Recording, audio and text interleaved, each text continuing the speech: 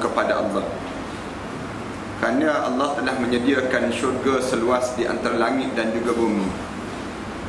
Syurga ini disediakan bagi mereka yang bertakwa kepada Allah Subhanahu wa ta'ala. Surah Al-Imran ayat 133.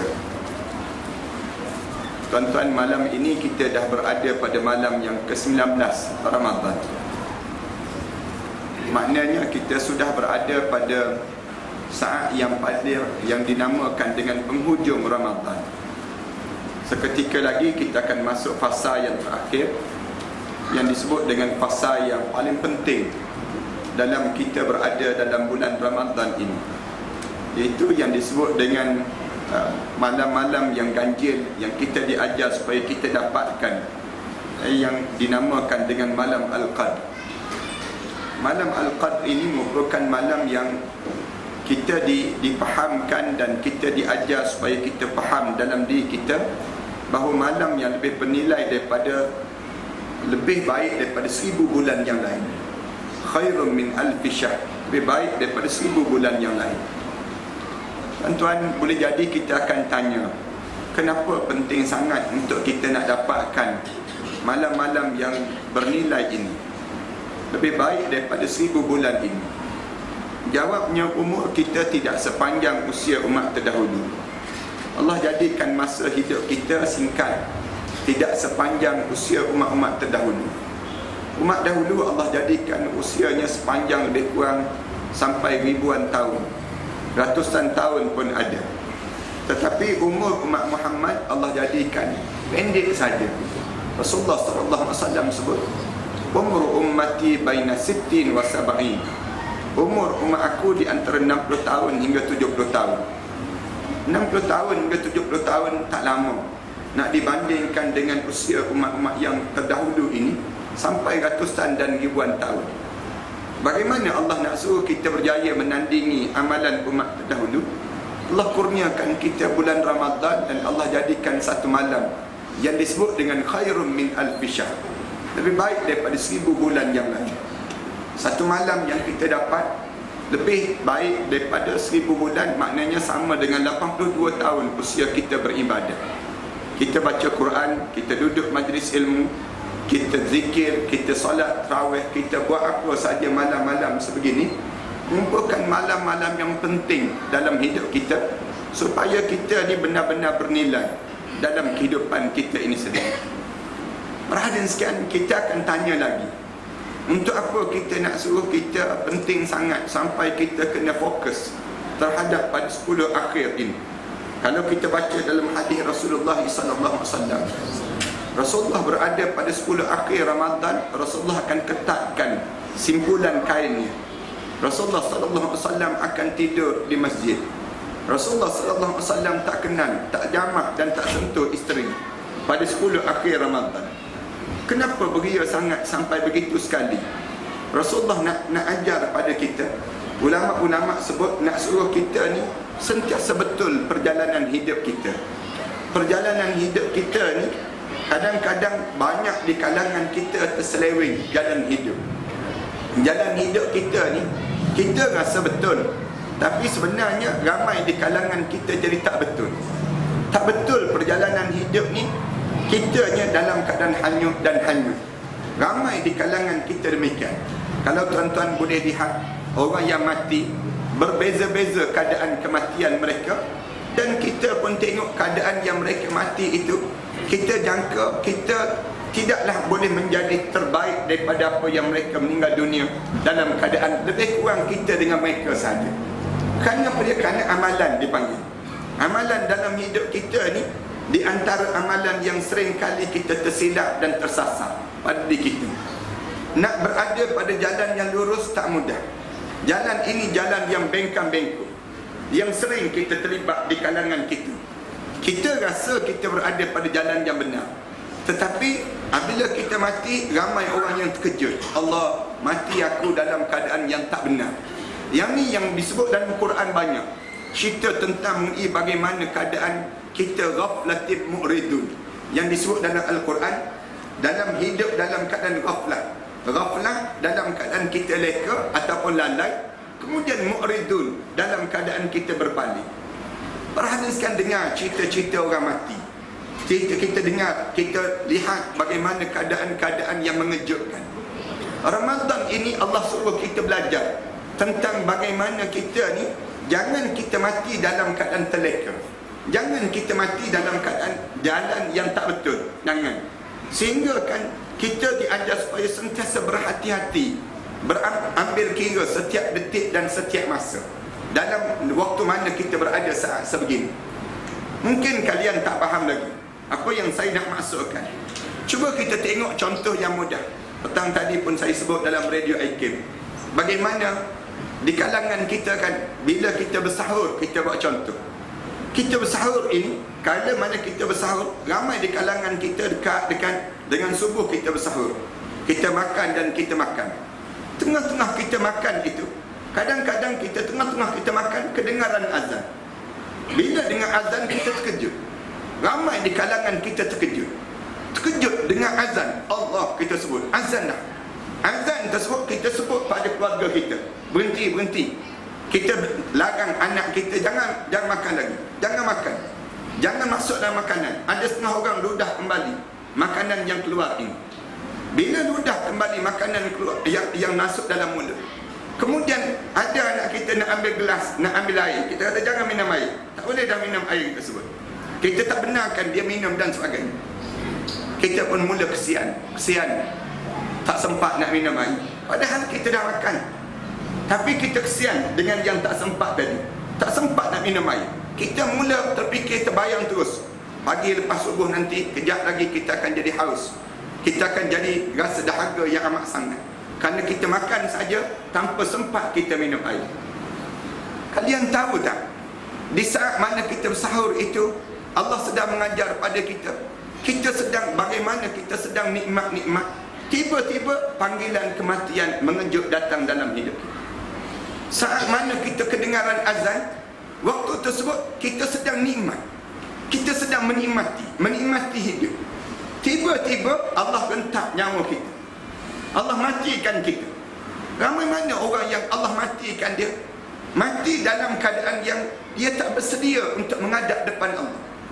Tak bersedia untuk menghadap depan Allah ni ramai di kalangan kita. Kita kan kadang-kadang kawan-kawan kita bagi tahu pada kita, Ahmad tu dah meninggal dunia. Dia sebut demikian. Meninggal dunia kita sebut.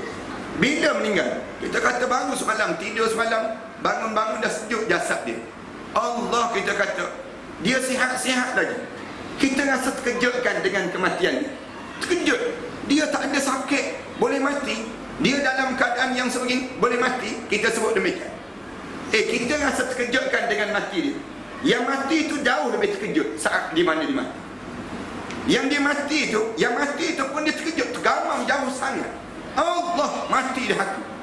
Allah mati dah aku ni di saat mana kita tak bersedia. Di saat mana kita tidak ada persiapan untuk kita menghadap. Ataupun kita rasa kita bersedia tapi kita tak bersedia. Yang ni yang kita paling bimbang. Ramadan Allah nak suruh betulkan balik. Nak suruh betulkan perjalanan hidup. Jalan hidup kamu, jangan kamu tak bersedia. Bersedialah bila-bila masa. Bersedia untuk apa dia? Untuk dipanggil oleh Allah. Sekarang dia, kerana umur kamu sudah sampai saat imsak dalam diri kamu. Masa kamu dah masa imsak. Ada orang kita kan, bila imsak, dia makan lagi. Makan lagi. Dia makan, dia kata tak apa, kita baru imsak, ada lagi ni 10 minit, kita boleh makan lagi. Yang lebih bahaya lagi, saat imsak dia tersebut, dia isap rokok. Sedang dia imsak tu waktu kecederaan untuk isap rokok. Yang lebih bahaya lagi, cuba bayangkan bagaimana keadaan ni. Umur kita dah sampai masa imsak. Masa imsak bila? Umur 40 tahun. 40 tahun ni masa imsak dalam hidup. Masa kita akan dihadapkan di hadapan Allah bila-bila masa saja pada diri kita. Dalam keadaan imsak ini, ramai orang kita ralik lagi, leka lagi, makan dan makan. Dia sedang menikmati dunia, sedang sibuk dengan dunia. Bila dia sedang sibuk dalam masa imsak dia tersebut, tiba-tiba Allah rentak nyawa dia. Kita ni ada waktu imsak ke? Ada. Allah dah bagi dah tanda-tanda imsak. Ada kencing manis, tanda kita sedang imsak. Bila kita sudah ada darah tinggi, kita sudah ada waktu imsak. Bila rambut kita dah mula beruban, tanda kita imsak.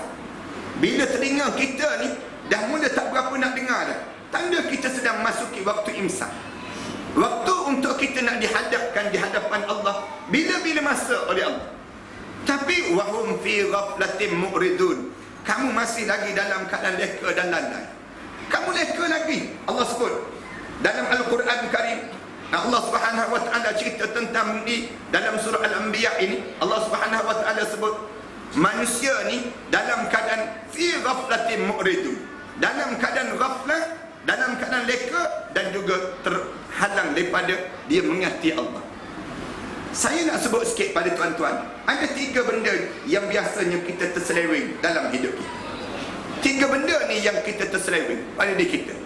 Apa dia yang terseleweng dalam hidup? Pegangan. Yang pertama di kalangan kita yang kita biasa terseleweng dalam bab berpegang, keyakinan yang bahasa mudah kita akidah kita yang silap. Kesalahan ini kesalahan yang paling bahaya. Bila kita dalam bulan Ramadan kita tak betulkan, bila kita silap pegang. Ramai orang kita salah pegang dengan Islam, tapi bercampur keyakinan dia terhadap Islam. Keyakinan dia teragak-agak boleh terima ke Islam sepenuhnya dalam hidup dia. Dia boleh terima Islam dalam bab sembahyang, tapi dalam bab ekonomi dia tolak Islam.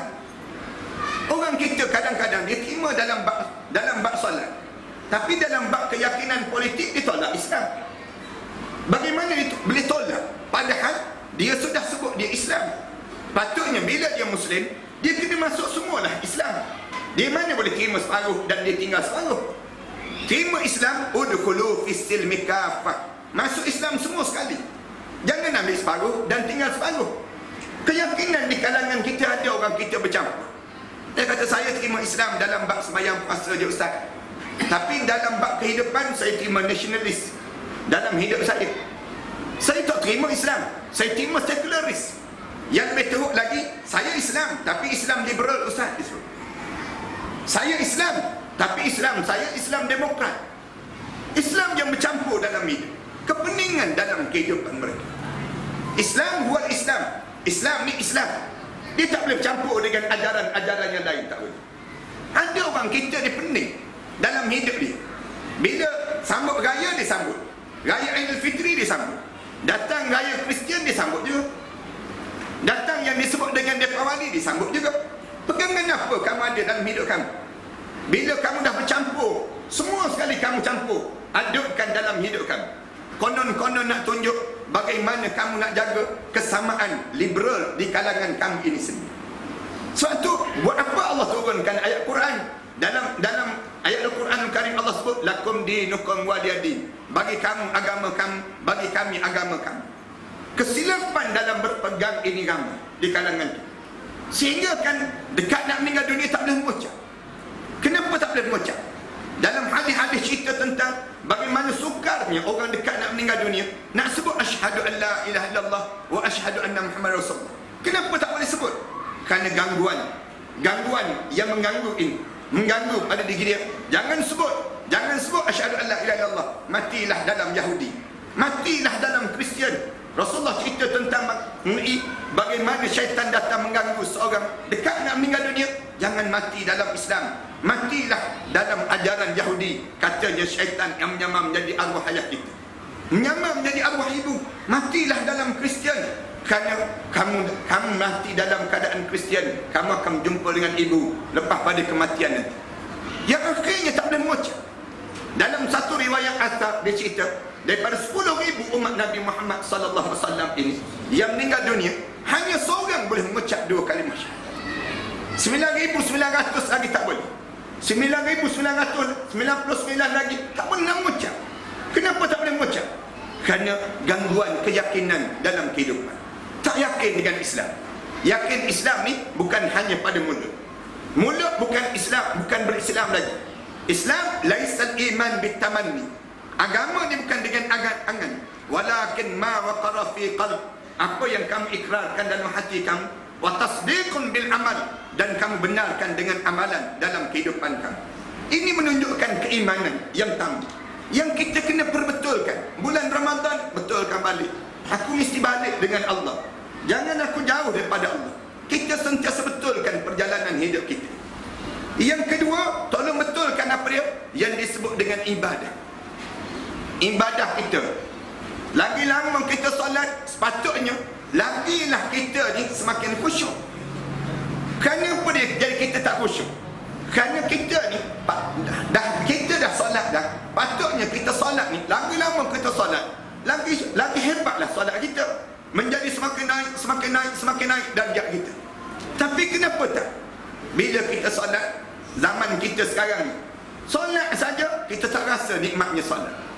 Tak rasa. Solat tarawih kita berkejaran di kalangan kita. Semayang sambil solat tarawih tu sempat lagi tengok jam. Dah nak pukul 10 dah ni. Pak Imam baca panjang pula dia suruh. Nak sebutnya gambaran bagaimana tak rasa nikmatnya dalam solat. Kenapa kita tak rasa solat? Solat menjadi nikmat. Tak rasa lazat. Bacaan yang panjang-panjang yang dibaca imam, kita tak rasa nikmat. Patutnya lagi panjang lagi nikmat. Lagi panjang lagi nikmat. Kita tak terasa nak balik. Tak ada kita nak kelam kabut, nak balik ke rumah dan sebagainya. Kenapa kita ni lagi kita berusia, lagi kita tak rasa nikmat dengan ibadah? Jawabnya kerana kita sedang membesarkan dunia dan kita sedang mengecilkan akhirat. Oleh kerana kita sedang, hati kita ni sentiasa marah dengan dunia. Umur dah imsak dah, umur dah lewat dah, tapi dunia tu besar. Tengah kita solat, teringat lagi masuk Giant, keluar Giant. Kemudian dah tengah solat ni, kita sedang lagi nampak makanan apa yang kita sedang makan. Kita sedang nampak lagi. Kenapa? Dunia kita besar. Lagi lama kita hidup, lagi membesar dunia. Lagi lama kita hidup, lagi membesar dunia. Akhirnya, apa benda yang terjadi? Akhirat kita mula mengecil. Akhirat kita tak nampak. Kita tak rasa lazat lagi. Tak rasa lazat dengan akhirat. Baca Quran, tak boleh mengalir mata. Dengar lagu raya, mengalir mata terus. Punca apa? Punca kita tak rasa nikmat tersebut. Kita nampak dunia. Yang dunia ni besar. Yang menjadi bahayanya bila penghujung Ramadan. Cuba kita tengok tempat itu. Lagi hujung Ramadan, lagi tak ada orang. Lagi tak ada orang. Katakanlah tak ada tu kerana di balik kampung. Kita kata di kampung pun tak ada orang. Nak sebutnya gambaran apa dia? Tanda di waktu ini kita sedang semakin songsang ibadah kita. Semakin lagi dalam jalan hidup. Patutnya lagi kita hujung Ramadan, lagi kita rasa nikmat yang tak terkata dalam ibadah kita. Mengapa tak terjadi demikian? Saya belajar di Mesir. Perjalanan waktu mana saya belajar di Mesir dahulu, ketika mana solat tarawih, saya ingat lagi saya solat pada malam 27 Ramadan dengan Syekh Muhammad Jibril. Syekh Muhammad Jibril, bukan malaikat Jibril, Syekh Muhammad Jibril. Dengan Syekh Muhammad Jibril ni, nama seorang syekh yang bacaan dia merdu. Allah jadikan kelebihan pada dia. Di Masjid Amr bin As. Malam 27 Ramadan. Kita datang nak semayang malam 27 Ramadan, malam khatam Quran pada pukul 9 pagi. Sampai pukul 10 pagi. Sampai dapat saf yang ke-8. Saf yang ke-8 pukul 10 pagi. Nak tunggu pukul 9 malam. 9 malam orang datang, 1 juta orang datang. Sembahyang tarawih, jalan-jalan tutup, TV buat siaran langsung. Malam khatam Quran. Dia baca biasa je. Baca sabbihisma rabbikal a'la alladhi khalaqa fasawwa, juzuk amma je. Makmum ni mengetar tu badan. Mengetar, sembahyang tu mengetar. Dengar kita dia sembahyang tu menangis. Menangis dan menangis, masing-masing menangis. Orang Arab ni nangis je. Nangis dengar baca amma yatasaalun anin naba'il azim. Baca abasa wa tawalla an ja'ahul a'ma. Baca ayat-ayat tersebut ni mengetar. Bila mengetar tu sampai peringkat baca, ada seorang hamba Allah sebelah kanan ni, bila dia sampai imam ni baca sabbihisma rabbikal a'la sampai illa masya Allah, bum, tumbang tu straight, tumbang. Takutnya ni bum, jatuh. Takutnya pada Allah Subhanahu wa taala. Allah mengelupa kuku bangun balik, sambung balik, takutnya dengan ayat yang dibaca.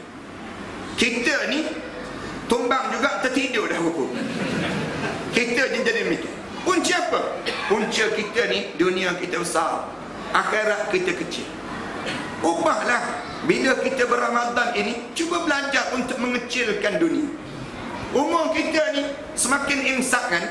Bila umur kita ni semakin imsak, semakin dekat dengan saat dipanggil, maka di waktu ini kita tolong ubah untuk jadikan inilah ibadah yang terbaik yang mesti aku lakukan dalam hidup aku. Inilah peluang yang aku ada, yang Allah bagi dalam hidup aku untuk aku benar-benar beribadah pada Allah. Dua. Yang ketiga, bila nak betulkan akhlak. Tanda orang betulkan akhlak apa ni? Dalam bulan Ramadan ini. Dalam bulan Ramadan tolong betulkan akhlak. Salah satu tanda betulkan akhlak, tadahan tangan berdoa meminta keampunan dosa kepada Allah Subhanahu Wa Taala. Kita jangan lagi kita malas untuk 10 akhir Ramadan ni menadah tangan. Duduk bucu-bucu seorang ni, tekuk kepala, tunduk saja, kemudian sebut pada Allah, ya Allah, banyak dosa aku ni ya Allah. Kalau aku mati ya Allah, memang tak lepas aku ya Allah. Sebut je terus terang dengan Allah. Banyak ya Allah, aku ni buat dosa tinggal solat dahulu. Aku tak pernah pun rasa takut dengan tinggal solat ini. Ni tanda orang yang ada akhlak. Aku ni ya Allah malam-malam sibuk berbicara tentang harta. Berbicara tentang harta dunia tak habis-habis dalam hidup. Ya Allah, tolong ampun dosa aku ni ya Allah. Tersebut pada Allah. Bila kita berada pada saat sebegini, tolong kejut anak-anak kita. Bangunkan pasangan hidup kita. Sampai Rasulullah kata apa dia? Rasulullah kata, aku doa biar Allah bahagialah mana-mana rumah tangga yang seorang isteri, seorang suami, dia kejutkan anak-anak dia dan isteri dia untuk bangun mencari redha Allah. Pada 10 akhir Ramadan, dia kejut dan dikejut. Aku doa biar Allah bahagia rumah tangga tersebut. Rasulullah sebut dalam satu hadis, biar Allah turunkan rahmatnya bertalu-talu dalam rumah tangga. Bila dia nampak isteri dia tak nak bangun je, dia ambil tangan dia, dia celup dalam bekas air. Dia genjis-genjis ke muka isteri dia, genjis ke muka anak-anak dia. Lalu dia sebut apa dia? Ya Allah, bangunkanlah keluarga aku untuk sujud pada kamu ya Allah. Rasulullah kata apa dia? Aku doa biar Allah bahagialah rumah tangga. Ya Allah, kurniakan dalam rumah tangga tersebut. Allah, aku tolong doa bahagia. Rasulullah kata biar Allah turun rahmat mencurah-curah dalam rumah tangga yang mana seorang isteri dia kejut suami dia, kejut suami dan anak-anak dia. Suami tak nak bangun, dia kejut. Bangun bang, bangun. Kita berada pada 10 akhir Ramadan dah bang. Mungkin ni Ramadan yang terakhir dah dalam hidup kita. Pujuk suami dia, kejutkan suami dia. Kemudian suami dia tak nak bangun, dia ambil tangan dia, dia celup dalam bekas air, katanya Rasulullah. Kemudian dia renjis-renjis ke muka suami dia, supaya suami dia bangun untuk sujud pada Allah. Renjis-renjis tak bangun juga, ambil satu baldi tu jiru semua. Nak sebutnya, nak suruh bangun juga. Ni anak yang tambah ni bukan Rasulullah sebut. Nak sebutnya gambaran bagaimana kitanya. Rasulullah kata, aku minta biar Allah turun rahmat Allah curah-curah. Rahmat ni apa dia? Saya pun sebut tadi dalam radio tadi. Rahmat ni yang biasa kita minta, ya Allah turunkanlah kerahmatan kamu pada kami. Rahmat maknanya belas kasihan Allah pada kita. Biar Allah ni rasa belas kasihan pada kita. Kalau tengok muka kita, memang tak layak masuk syurga. Tetapi oleh kerana kita minta satu je, ya Allah rahmati dalam hidup aku ya Allah. Rahmat ni, ya Allah, aku ni memang amalan tak ada, kemudian kemampuan aku masuk syurga memang tak ada. Tengok keluarga kita memang tak ada. Tapi jangan kita kecewa, kerana kita ada rahmat Allah. Allah ni kesian dengan kita. Bila Allah kesian? Bila kita bersungguh nak masuk syurga. Bila kita bersungguh nak masuk syurga.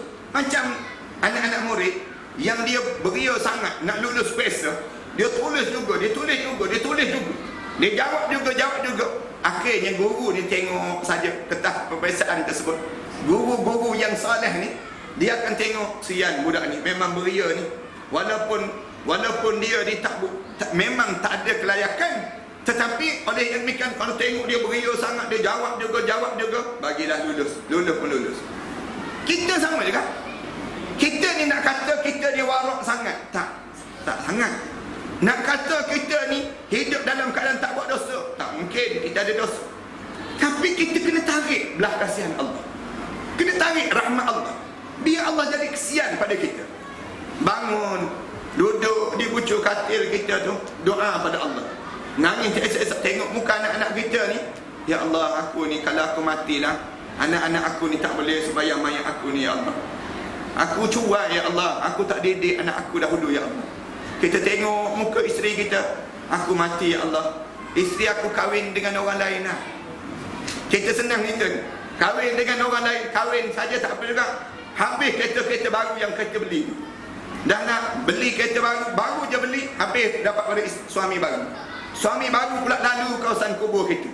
Tengok, kita pun tengok macam-macam je kereta. Dia lalu saja tak apa juga. Dia hon tu sakit hati. Dia hon tu Allah sakit hati sungguh. Bila kita bangun malam-malam, kita menangis teresa-esa. Menangis teresa-esa. Bila aku meninggal dunia, kubur aku ni sunyi, ya Allah, sunyi. Sebagaimana kubur arwah ayahku sekarang. Arwah ayahku sekarang sunyi kan? Kenapa sunyi? Anda kita nak pergi ziarah? Ada. Kita tak ziarah pun kubur arwah ayah kita. Kita mati nanti sama kita buat. Anak-anak kita nanti akan buat demikian pada kita.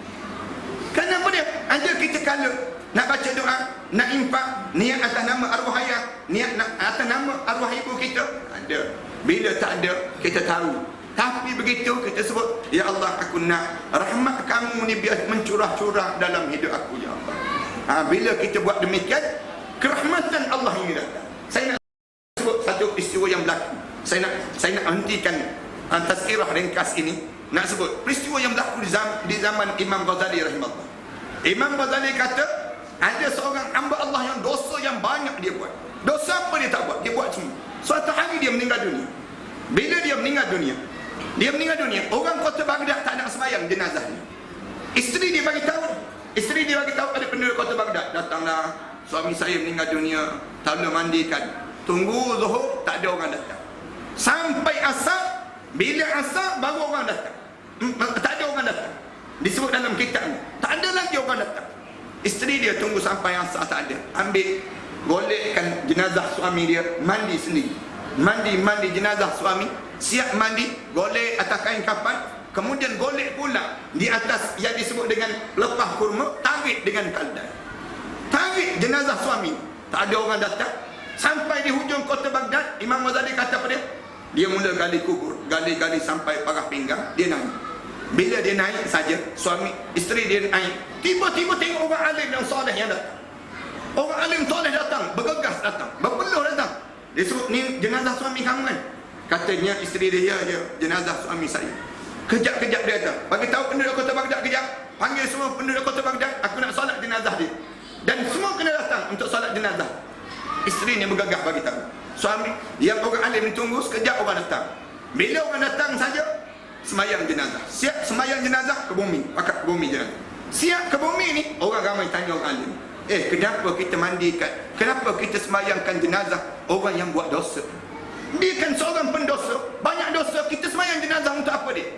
Tak perlulah kita semayang. Orang alim tu kata, tak, kamu kata dia ada dosa, tapi Allah telah mengampunkan dosa. Terkejut orang ramai. Bagaimana Allah boleh mengampunkan dosa? Sedangkan hidup dia seorang pendosa. Macam mana? Katanya orang alim tu, aku tak tahu. Tapi lepas zuhur tadi, aku tertidur. Dalam tidur aku, kedengaran satu suara mengarahkan aku ke hujung kota ini.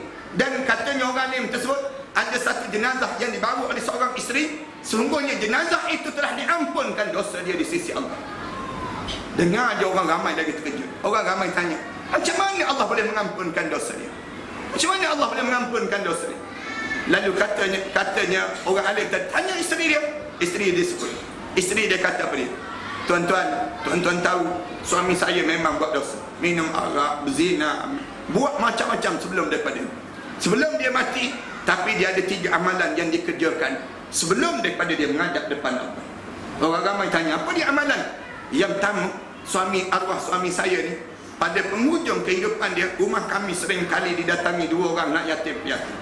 Anak yatim piatu ni, setiap kali mana datang saja, arwah suami ni akan mandikan dia, siapkan pakaian untuk dia, kemudian suap makanan kepada anak yatim piatu ni. Tiap-tiap hari demikian dia laku. Katanya orang ramai, itu biasa saja, kami boleh lakukan. Tetapi katanya isteri sebut, ada lagi yang suami saya buat. Apa dia? Orang malam-malam dia balik, malam-malam dalam keadaan dia mabuk, dia tertidur, kemudian kedengaran azan subuh, dia bingkah bangun, dia mandi cepat-cepat, kemudian dia bergegas untuk dia pergi sembahyang subuh berjemaah. Tiap-tiap hari dia lakukan itu. Allahu Akbar. Orang mabuk pergi sembahyang subuh berjemaah, tuan. Kita yang tak mabuk ni kenapa payah-payah sangat? Bukan orang tempat ni orang Australia. Nak sebutnya gambaran. Dua, yang ketiga, kata dalam kitab tu cerita. Yang ketiganya, Imam Ghazali cerita lagi.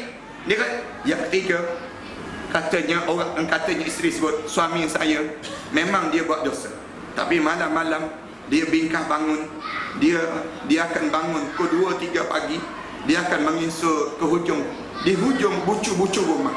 Dia akan duduk, dia akan solat, dia akan menangis, tangan dia akan berdoa, angkat tangan berdoa. Dia sebut dalam doa dia, ya Allah, dengan dosa-dosa yang banyak yang saya lakukan ini, ya Allah, di sudut neraka manakah kamu akan bakarkan aku, ya Allah? Dengan dosa-dosa yang banyak yang aku buat ini, ya Allah, di sudut neraka manakah kamu akan bakarkan aku, ya Allah? Bila disebut saja begitu, dia sebut, dia ulang, dosa aku banyak, ya Allah, neraka manakah kamu akan bakarkan aku, ya Allah? Bila dia sebut dan diulang, sampai peringkat diulang tersebut, katanya Imam Ghazali, sampai isteri dia cerita, sampai dia akan sebut, ya Allah, seburuk mana pun aku, sekeji mana pun aku, sebanyak mana pun dosa aku, ya Allah, rahmatilah dalam hidup aku, ya Allah. Rahmat tadi yang ada sebutnya, bagaimana rahmat Allah ini, tolonglah kasihan pada aku, ya Allah, tolonglah kasihan. Yang ni yang disebut oleh Rabi'atul Adawiyah, ilahi lastu lil firdausi ahlan wala aqwa 'ala an-nari fahabli taubatan waghfir dhunubi fa innaka ghafirudz dzambil azim. Para hadirin sekalian, kita tak banyak dosa ini. Mungkin kita tak sebanyak dosa ini, tapi kita lebih sombong daripada dia. Kerana sombong ni lah yang menyebabkan kita tak minta ampun pada Allah. Ambillah peluang 10 terakhir Ramadan ini, para hadirin sekalian. Mungkin peluang ini peluang yang terakhir dah dalam hidup kita. Dan kita tengok semakin ramai, semakin orang yang dipanggil dan dihadapkan di hadapan Allah. Giliran kita akan sampai. Kita tak tahu kita akan jumpa lagi ataupun tidak. Tuan-tuan, jangan tinggal surau. Jangan tuan-tuan banyak lagi untuk kita bercakap hal dunia yang kita rasa nikmat dengan dunia. Banyakkan infak, tuan-tuan. Kalau tuan-tuan belum lagi infak, tuan-tuan infak banyak-banyak dalam hidup kita pada 10 akhir Ramadan ini. Baca Quran, tuan-tuan. Yang tak boleh baca Quran lagi, tolong riba Quran. Riba Quran, menangis esak-esak atas Quran tu, cium Quran berulang kali, peluk Al-Quran tu, biar mengalir mata atas Quran, bagi tahu pada Allah, ya Allah, tak boleh baca, ya Allah, tak boleh baca. Sok bawang putih boleh baca, ya Allah, sok khabar kamu ni aku tak boleh baca, ya Allah. Biar kita menangis sekarang. Menangis di dunia lebih baik daripada kita menangis dalam kubur nanti. Lebih baik kita menangis sekarang. Tuan-tuan, kalau tuan-tuan tak boleh baca Quran, tuan-tuan pastikan tuan-tuan jangan bagi mati, tuan-tuan. Jangan mati, tuan-tuan. Pastikan tuan-tuan jangan bagi mati. Kalau tuan-tuan tak boleh baca Quran, tuan-tuan mati dalam keadaan tuan-tuan tak boleh baca Quran, tuan-tuan masuk dalam kubur, confirm tak lepas menghadap depan. Tak lepas, tuan-tuan. Masuk dalam kubur, mereka tanya terus, Quran boleh baca Quran? Quran boleh baca? Boleh baca, tak boleh baca. WhatsApp boleh baca WhatsApp? WhatsApp boleh, Quran je tak boleh. Yang ni memang tak lepas itu. Bila kita tak lepas, ambil kesempatan 10 akhir Ramadan, tadahkan Quran tu, jalankan jari kita atas tulisan Quran, khatamkanlah jari dengan atas tulisan Quran tersebut. Jalankan jari saja, jari dia berjalan, jalan jari kita atas tulisan Quran, biar kita buat perubahan. Mungkin inilah perubahan titik permulaan untuk menjadikan kita lebih dekat dengan Allah Subhanahu wa taala. Terima kasih di atas kesempatan ini. Mudah-mudahan Allah jadikan pertemuan yang baik pada kita dan Allah masukkan kita di kalangan hamba Allah yang saleh. Aku qouli hadza astaghfirullah li wa lakum. Assalamualaikum warahmatullahi. Tuan-tuan, sebelum kita berdoa ni, tuan-tuan belum balik nanti, tuan-tuan tolong ambil pamphlet yang sedang bangunkan sekolah tahfiz di selatan Thailand, di Shah Alam, kemudian di Langkawi, kemudian di Kelantan dan juga di Pahang. Ada 5 buah sekolah tahfiz di bawah jagat Nana. Kemudian sebulan-sebulan kos dia lebih kurang hampir 200,000. Paksa kita belanjakan untuk kos membiayai tempat-tempat ni sendiri. Kalau tuan-tuan ada rasa nak niat wakaf untuk arwah ayah, arwah mak dan bakal-bakal arwah, kita lah bakar-bakar arwah ni. Elok sangatlah kita ambil pamphlet nanti balik rumah semayang sunat istikharah. Nak derma ke tak nak derma, nak derma ke tak nak derma. Kemudian cari bank-bank dan bagian bank-inkan tadi. Saya sedang bangunkan sekolah tahfiz anak-anak yatim dan miskin, orang susah dan sebagainya. Kita tanggung mereka tersebut. Bagi membiayai tersebut, saya terpaksa suruh di selatan Thailand, saya minta mereka bela lebah. Lebah tersebut hasilkan madu. Madu tersebut mereka letak depan mereka, mereka sujud selama 3 jam setiap pagi. Mereka bangun tahajud, berdoa pada Allah. Dan madu tersebut mereka hantar ke Shah Alam. Saya gunakan untuk perubatan Islam. Saya terlibat dengan perubatan Islam. Bila saya gunakan untuk perubatan Islam ini, orang yang kena sihir, saya kata minum air madu. Ada yang kena penyakit saka, gangguan dan sebagainya, saya suruh minum air madu. Alhamdulillah, keluar benda-benda yang kotor-kotor tu badan. Ada yang kena kenciman teruk, dia buat amalan minum air madu, ada gula dalam darah dia. Ada yang kena batu karang, dia minum air madu. Saya pernah kena sekali, saya minum air madu tu keluar batu karang ni sendiri. Kemudian ada kes yang kena apa dia, kanser dan sebagainya, sama juga dia buat amalan. Alhamdulillah, berkurangan rasa sakit kanser tersebut dalam hidup dia. Ini kelebihan madu lah. Betul lah dalam hadis Rasulullah sebut, alaikum bil asal, biasakan hidup kamu dengan makan madu. Itu Rasulullah. Makan madu ya, bukan bermadu, makan madu. Inilah satu-satu madu yang kita berbalik rumah, orang rumah senyum je. Berbalik madu satu lagi belakang param jawapannya. Jadi ibu-ibu ambil madu ni, kacau dengan air suam, tak dalam peti ais. Kemudian bila nak berbuka puasa, hidangkan air madu. Rasulullah sebut, kalau kalian ingin rasa nikmatnya air dalam syurga Allah di dunia ini lagi, minumlah air madu yang disejuk. Cuba kita buatlah dalam bulan-bulan Ramadan. Bismillahirrahmanirrahim. Alhamdulillahirabbil alamin. Wassalatu wassalamu ala rasul amin wa ala alihi wa sahbihi ajma'in.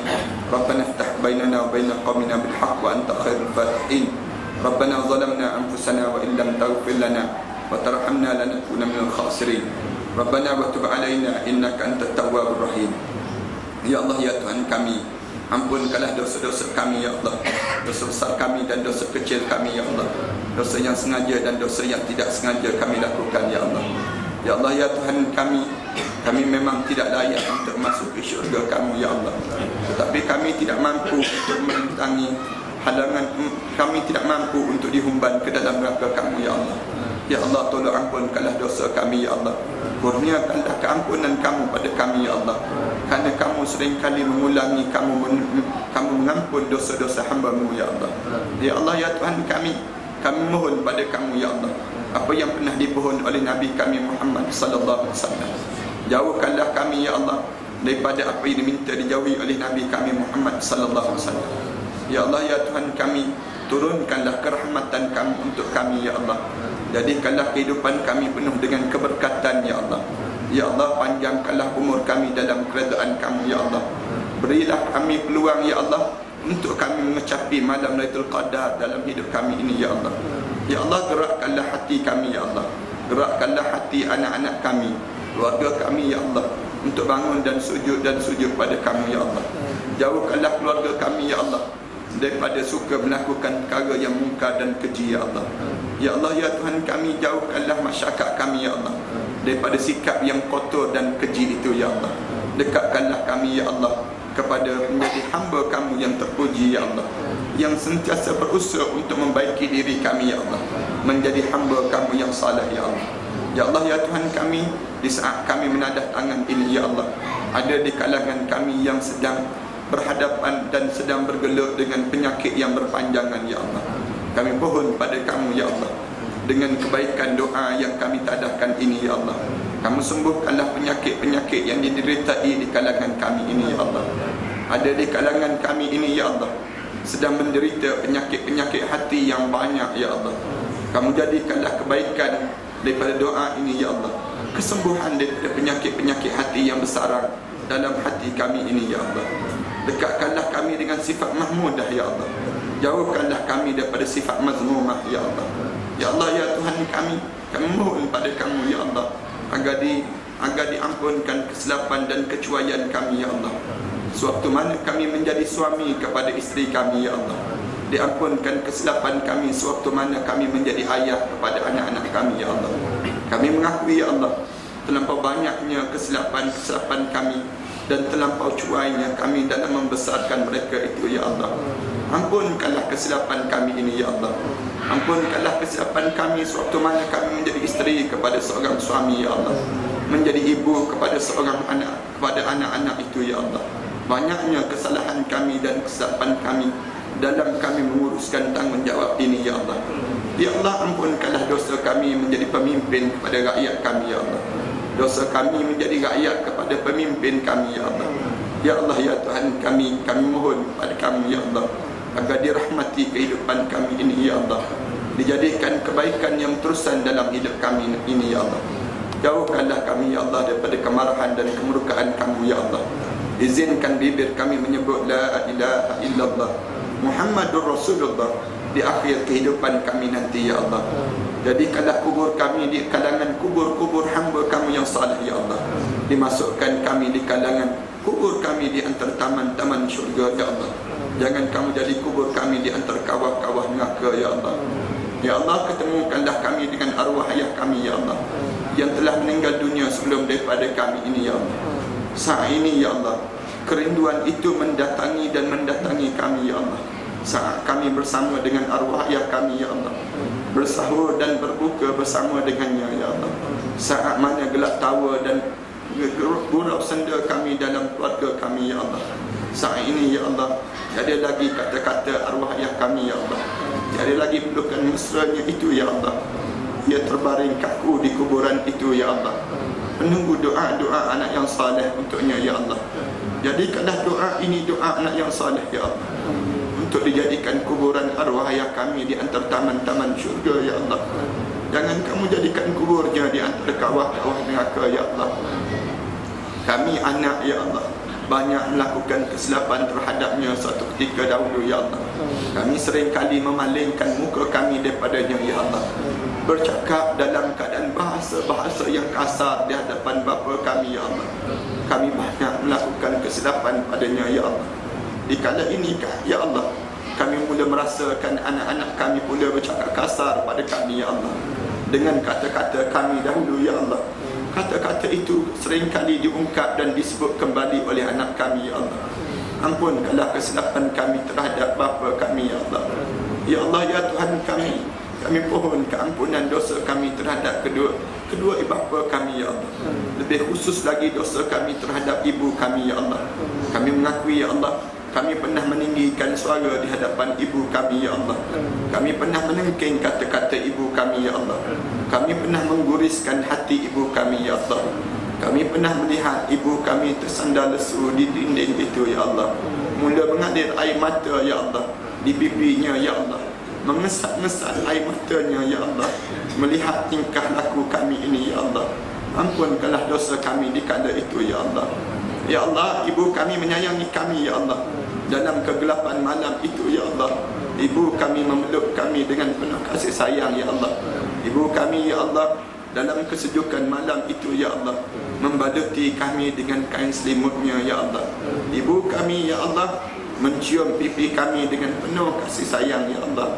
Ibu kami ya Allah, saat mana kami menggigil demam ya Allah, ibu kami turut demam sama demamnya kami ya Allah. Ibu kami ya Allah, berhutang keliling pinggang ya Allah, untuk membesarkan kami ya Allah. Ibu kami ya Allah, seringkali sujud dan sujud pada kamu ya Allah, meminta dan berdoa pada kamu ya Allah, agar kami menjadi anak yang saleh ya Allah. Hari ini ya Allah, kami menadah tangan ini ya Allah, kami mengharapkan keredaan ibu dan ayah kami ya Allah. Di saat mana tiada lagi katanya pada kami ya Allah, hanya doa ini saja ya Allah. Kami tadahkan, kami pohon pada kamu ya Allah. Kerana dosa-dosa ini kah ya Allah, ia menyebabkan anak-anak kami pula enggan mendengar kata bicara kami ya Allah. Kerana dosa-dosa ini kah ya Allah, ia menyebabkan hidup kami seringkali teruji dan teruji dalam hidup kami ya Allah. Kerana dosa-dosa ini kah ya Allah, hidup kami dalam kekeluargaan kami seringkali berantakan ya Allah. Kerana dosa-dosa ini kah ya Allah, ia menyebabkan kami diuji dan diuji dalam hidup ini ya Allah.